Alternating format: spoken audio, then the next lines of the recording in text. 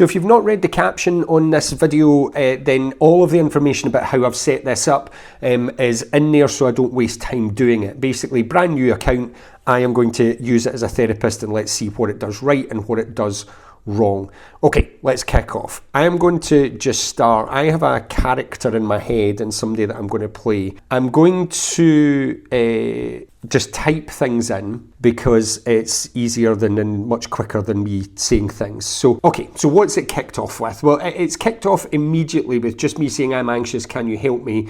It's kicked off with what I call plasters. So it's trying to get me basically to calm down. There's nothing particularly wrong in this. This first thing, do this with me, 30 seconds, unclench your jaw, not bad. The 5, 4, 3, 2, 1, what we would call a 5, 4, 3, 2, 1 induction is also a very common practice. And in fact, it is something that's largely used in kind of very light hypnosis, but it can work very well. Right, okay, it's now asking me questions. What type of anxiety is it? I am going to say that I have physical symptoms, but I'm overthinking like crazy and it's driving me mad. Right, let's just say that. Now, some of you might recognise some of what I'm typing in here. This is not meant to trigger anybody. I'm just trying to see what it's done.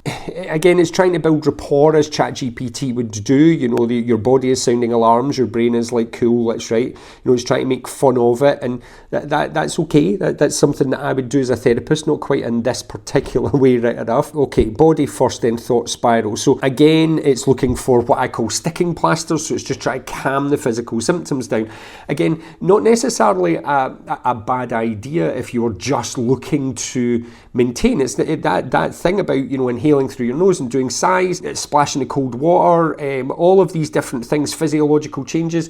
These are all things that will work, but they're not actually going to get to the core of what's causing someone to be anxious. So let's do number 2, brain. Stop feeding the spiral. When you're anxious, your brain starts treating thoughts like facts. That again is pretty accurate. Try this phrase. I'm having the thought that I'm losing control or whatever. The key truth. Anxiety symptoms can include racing heart, dizziness, nausea, blah, blah, blah, blah, blah. Yeah, fine. It's basically just trying to, again, calm me down. I get that it has to act as if I am coming from a place of zero knowledge. So I suppose, again, I may be taking that for granted when it could be helpful. However, what it's now done, though, in this, is it's given me so much to do. If I was anxious, like, which one of these am I meant to be doing? Do I do my sigh? Do I go and splash cold water? Am I meant to do all of these? I know it says options, but then it's asked me a question. Try this phrase. I'm having the thought that. Is that a question? Because that's the question I would ask. That number 2, but I would stick with it. Basically, what it's using it as is a temporary, what was it said? Stop feeding the spiral. It's trying to get somebody to recognise something, but it's then not going into any detail. So again, I'm not going to assume any therapy knowledge here. So I'm just going to keep on going with what it's telling me. I believe it's already missed a key aspect of the mechanics of mind, as I would call it, which is I'm having the thought that whatever it is, thoughts cause feelings. So it's not even it's treating thoughts like facts. It's your emotional thinking. So this thought, like for instance in this one, I'm having the thought that I'm losing control, would exactly be the type of thing I would then follow up on that, and we'd be diving into how that works. One question so I can help better. What are the physical symptoms? Let's just keep on following it. And also I'm safe, right? So the fact that it's gone for physical symptoms, again, is absolute plastering. It's not actually going to get to the core of what therapy or real good counselling would actually do. It's just managing me. So I'm going to go heart racing, sweating, and I can't sit still, and I feel fidgety. So it's telling me that this is an adrenaline surge, which would be absolutely your body's in fight or flight. And again, it's giving me more plasters, but each of them is being different. So if I am in anxiety at the moment, I've maybe said about 20 words, but I've already got 9 different things that I'm meant to be doing to lower my heart rate. Now, all of these things that are here aren't actually useful. These are things that do work, you know, like, so basically it's trying to control my breathing in this one, rather than try to stop your fidgeting, then basically, you know, try a grounding technique. And again, it's trying to do this cooling your body thing. So for the overthinking, your brain is trying to solve this feeling, but anxiety isn't a logic problem. Look at that. Maybe it's listening to me. It's a nervous system state. So the goal is ride the wave until it peaks and drops. This is adrenaline. It'll pass. I don't have to fix it. Yeah, fair enough. But again, we're in plasters. When did this start, and what were you doing right before it hit? So I'm going to say it started this morning. It's been here since I woke up. Now, so this is something that a lot of people say. I'm going to preempt. It's going to be interesting to see what it says, because one of the things about being there since you woke up is you think that you have no thoughts because you're asleep, but actually you're unconsciously processing a lot. And that little state that you're in just before you wake up, your anxieties can begin to come in. Let's say that it was anxious about school or work or a relationship or something you had to do, or maybe it was just overwhelmed. That can begin before you are actually consciously aware. So let's see what it does. Oof, waking up already anxious is brutal. It's just kind of repeating what I'm saying. Again, it's not too bad at the moment. You know, it's giving general good advice. The important part, this doesn't mean something is wrong with you. One of my classic phrases is that you're not broken, and it is right again. But can I just point out here that when I'm saying it's right, it's speaking in huge generalizations. You could say this about any anxiety presenting in any way, that it doesn't mean that something's wrong with you. It means your body is stuck in high alert mode. That's just what anxiety is. When anxiety becomes a mental health problem, this is exactly what's happening. So what to do when it's been going since morning? Right, again, we're now in plaster mode again. So it's giving me even more techniques to try and stop it. Now, this is one of the issues I have with a lot of therapy. Just in general, not even just ChatGPT and AI trying to give me therapy. It's all about plasters and dealing with my physical symptoms to try and firefight what's going on at the moment. Anyway, and by the way, if I was in anxiety, that some of this stuff might temporarily help, but it's temporary. This is why I keep calling it like a sticking plaster. It's basically covering up the wound. It's not healing the wound, it's just covering it up. So stop treating it like an emergency. If you've been fighting all day, blah, blah, blah, danger confirmed, okay, my body is anxious today, annoying but not dangerous. I would argue that anybody that's in proper anxiety, that is going to have no effect at all. You're going to say that to yourself and your mind's just going to go, don't give a shit. Brisk walk around your home, 30 squats. Now, look at the kind of the trend that it's doing. Burn the adrenaline on purpose. So this is a physiological shift. In the last one, give your fidgeting a job, a physiological shift, as well as the breathing. Stop, shake it out, a physiological shift. So actually all it's doing is, rather than sticking with one thing, which somebody who's anxious, find the thing that works and then do it again and again. If you need the sticking plaster, which sometimes we all do, then that can be a very useful thing, but it's giving me lots and lots of different options in doing that. To be honest, if I'm anxious, this could all be quite overwhelming. Right enough, I might find in this the thing that I'm going to do. Yet another breathing technique. Absolutely, all of these things are useful. These breathing techniques can and do make a difference to people who are anxious. Controlling your breathing is such a useful thing to do. However, again, it's given me, I think, 4 different techniques, and I'm only, I don't know, a few minutes in. Anyway, why is this still happening? What if it stays? What if I snap? That's nothing. Okay, quick check-in. Did you have any of these today? Stress yesterday, blah, blah, blah. Right, so here's the thing. Already lost therapy. If I was a therapist, I am a therapist.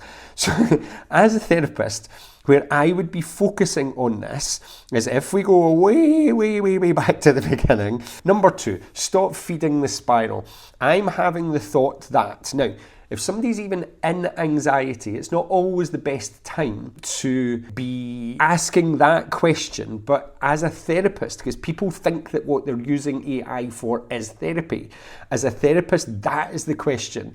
Everything that I'm going to do another video where I'm going to show you my notes, like I'm going to show you an example of me taking notes, and you'll see this type of thing happening in it. But already it's off. So let's scroll right back down to the bottom. It's doing a check-in on my behaviour. If you've watched a lot of my stuff, then you'll know that your brain works in a kind of 4-part cycle. There's a trigger, then there's a thought. That's a really important bit that I would be focusing on. Then there's a feeling, and then there's behaviour or action. So to use a very simple example, I see a spider, there's the trigger. The thought is that thing's going to get run on me or touch me or something like that. That thought is what causes me to feel scared, because I don't want that to happen. So even though the spider's on the other side of the room, the thought causes my feeling, and now I'm standing on top of the washing machine screaming. It's lost that already. All it's doing now is looking for that action. It's going to try, I'm going to guess here, what it's going to do is it's going to try and control my behaviour. So I'm going to say, I drink a lot of Red Bull, because this is what the character is in my head. But the character in my head is based on a few clients. I ate okay yesterday, but work is really stressful. Now again, I was going to go down the line of school is really stressful because I work a lot with teenagers, but I think let's do work and then we can go from there. Now I think what it's going to do is it's probably going to focus on that, but work is really stressful. I'm hoping, if you said that to me as a therapist, that would be the bit that I'd be going on. It's now trying to control my behaviour as a thought. So no more Red Bull today. No, not try to cut it down, stop for the rest of the day. Now, it's absolutely right, by the way, pouring more caffeine on the anxiety is not going to help. But if somebody's feeling really low on energy, quite often what we believe is that we need caffeine to hold the mask on and to look as if we're okay for the day. So that could be a very difficult thing. Eat something with protein and carbs, yogurt and banana. Try to control blood sugar. Fair enough, whatever. Yeah, another physiological shift. Not work out, just walk. Now, 2 seconds ago, it was telling me to run around the house. And now it's telling me to walk up and down the stairs. Yeah, another breathing technique. Fair enough. So basically, again, try to control behaviour as I expected. I don't know how feasible anybody would find them, to be honest. They are not things that I would necessarily be recommending as a therapist, because what I want to get into is what's going on. For the work, if I don't solve anything, then I'm screwed. So a better mental anchor is I can be stressed and still handle the next one small step. If you want, tell me how many Red Bulls. Now you see, so it's missing the point. It's missing the real key. The key was in the fact that I said, and work is really stressful. So what I'd be saying is, as a therapist, I'd be now asking you, tell me about how work is stressful. Because what I'd be wanting to find out is, stress is a fear response. So if, say, you've got too much work on, what I'd be now wondering is, if you've got too much work on, are you scared about your ability to complete it? Are you scared about judgment? Are you worried that people are going to be looking at you and thinking bad things? But what it's done is it's asked how many Red Bulls. So I'm going to say I've had 1 can today. Now it is asking another question. It's like constant dread. Let's just use its phrase. I think what it's going to do is it's going to repeat its thing to not drink more Red Bull. And I think it's just going to give me more plasters. I think it's going to try and fix that constant dread. Let's see. 1 can isn't insane. Interesting word choice. Constant dread is a very specific flavour of anxiety. I quite like that phrase. That's quite nice. So no more caffeine today. Yeah, that's very easy for you to say because you're a computer. Tell your body it's not an emergency. Well, God, as if I'm not already doing that. So this is stress plus caffeine plus cortisol, not a prophecy. Say it exactly like that if you can. What feckin' difference is that going to make? Anyway, do a container for the thoughts. Grab your notes app and write. Now, finally, I don't know, how long have I been recording this for? I've completely lost track of time. This is actually probably the first thing that I've seen that I've gone, okay, there's a bit of this that's beginning. It's even giving itself some praise. It works surprisingly well. So what I'm afraid will happen, what I can do today, what can wait 24 hours, this kind of is getting in a little bit to Stephen Covey's important and urgent thing. Although the what I'm afraid will happen for me is probably, again, the most interesting bit, because that's getting out that thought bit that I talked about.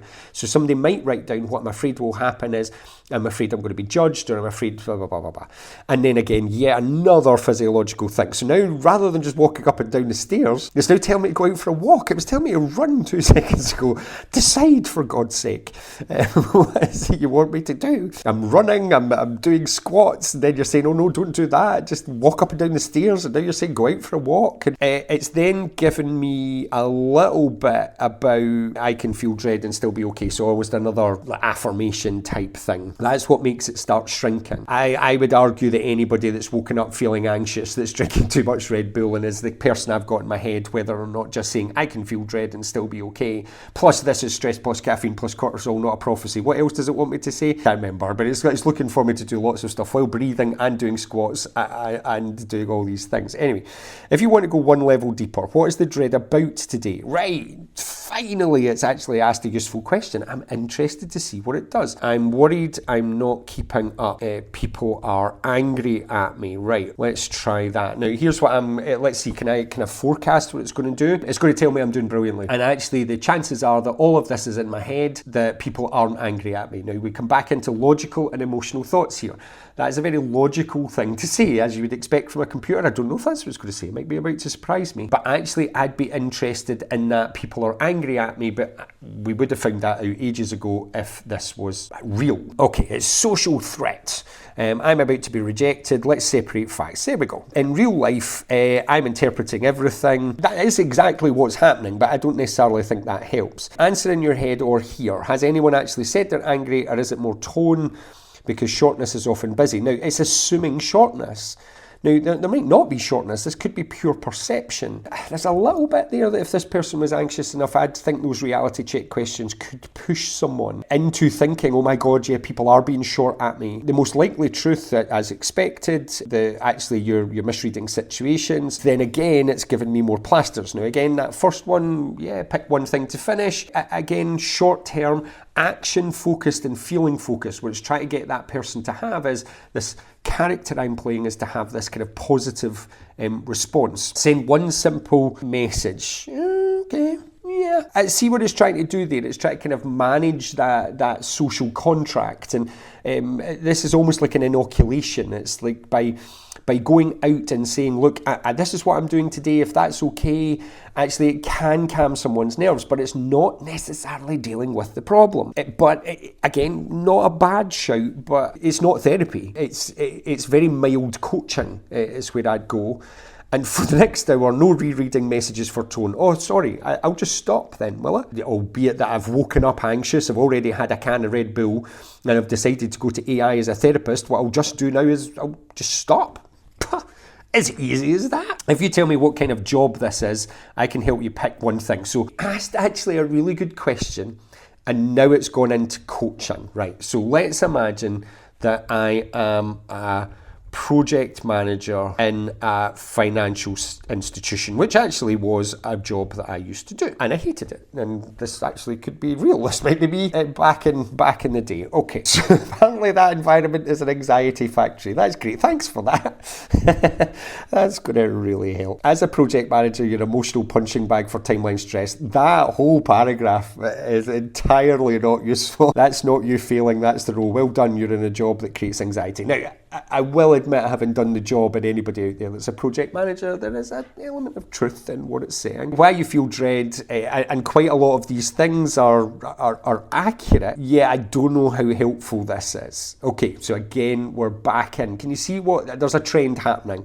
I'm going to start wrapping this video up soon because it's gone on too long and we're starting to see where it's going. It is constantly coaching. Pick one stabilizer task. I have no idea what that means. Choose the one thing that makes you feel most exposed, usually one of these. Project status update is stale, a dependency is unowned, a stakeholder is waiting on you. All right, I see, it's like a process it's going through. Okay, if I say that if I say a dependency is unowned, but then what am I meant to do with it? That is so confusing. I don't know, am I being stupid? Am I not seeing what it's trying to do? Anyway, I have no idea what it wants me to do. That would actually genuinely make me quite anxious because the PM cheat code in number 2, what's done, what's in progress, top risk, that would be a management update. So yes, I might send that to my manager and say, look, here's where I am, this is what I'm doing.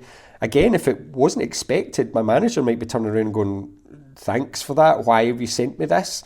Which again could lead them to go, why have you sent me that? Which would therefore lead me to feel more judged, which make me feel more anxious. What you need next updated time. Again, it's looking for me to go for a walk. Geez, ChatGPT is desperate for me to go for a walk. That is entirely useless. If you want, tell me what's currently on fire and I'll help you choose the best stabilizer and write a status update. Now, we're away from therapy. This is the whole point of me making this video. This is not a therapist. It is not a counsellor. It is at best what it's doing for me here is it's being a mild coach. And it's doing all right at coaching, but this is not solving the problem. Everything is about, to use ChatGPT's phrase, it is about the fire and putting the fire out as quickly as possible. So let's just say I have 2 deadlines that are falling behind.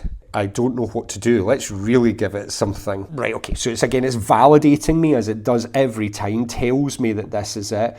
You need a PM move, not a superhero move. Very good. When 2 deadlines slip, reduce uncertainty. Right, okay. Actually, that's relatively good coaching again. Reduce uncertainty, force prioritization, so what's important, what's urgent, that type of thing, back into COVID stuff. Communicate early, brilliant, like don't be silent, like say to people what it is that's going on. Not work harder. This is actually good coaching, but it's not therapy. Now, I'm going to tell you just now that the character I had in my head, the reason that they were afraid of judgment and the reason they didn't like it was because of stuff that happened when they were younger. So I went into this with this character in my head that had issues around judgment coming from family and judgment coming from school and expectation over exam results. This is exactly what I would have got into, sorry, I'm about to zoom this right up to the top, if I had gone down, I'm having the thought that, for example, I'm losing control, or in this case, I am going to be judged, or I'm having the thought that I'm failing and everybody's angry at me.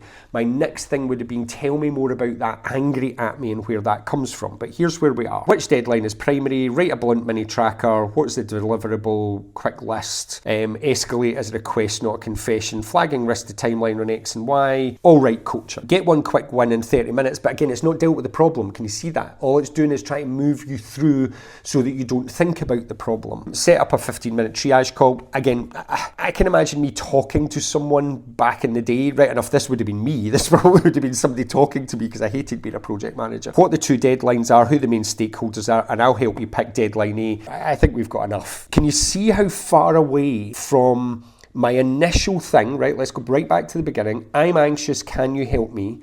And what it's doing is, it is helping, but it's helping trying to control today. There is nothing in it that would happen in therapy where we're trying to break this pattern forever. All it's going to do now, if I say what the two deadlines are, I have a report due tomorrow and a deliverable next week, right? It's just going to go down coaching, isn't it? Surely what it's going to say is, it's going to ask me more questions on them, I reckon, in terms of like which one. Let's just put the report due tomorrow because that's the thing that it needs to be sent. It's now in management coaching. Right now the dread is coming from I don't know what to do. So once you start filling in the report, your brain gets a task and a finish line and the dread usually drops fast. Tell me what the report is. And now it's into ChatGPT mode where what it's wanting to do is write the report for me. I get that I could have led it with more stuff. I'll do more of these if people are interested. I get that this is quite a long video for you to watch, but I hope that you found it interesting. If you want to give me a new prompt and something else that I start off this with, I am more than happy to try this again and see if it takes us down a different route, or if you want me to give it a different answer to see what it does, then let's go for it. But this worked exactly like I hoped it would. ChatGPT is not a therapist. At the very, very least, it is an okay coach, but it is giving you sticking plasters, especially in this case with however many breathing techniques it's given me, like multiple breathing techniques, multiple physiological shifts. I'm not saying they don't work, they do, but it's given me so many of them. Told me to stop drinking Red Bull, but if I'm a project manager who's already anxious, I'm probably in my head thinking that the Red Bull is actually helping. You need to break that a little bit more. And it get into nothing about actually what's going on. I feel validated. This is good. This is a total experiment and I think it's worked out. ChatGPT is not a therapist. Anyway, if you've enjoyed this, please subscribe, follow the page. You might only have seen a small bit of it, but hopefully you've tuned into YouTube to see the whole thing because I'll post the whole thing up.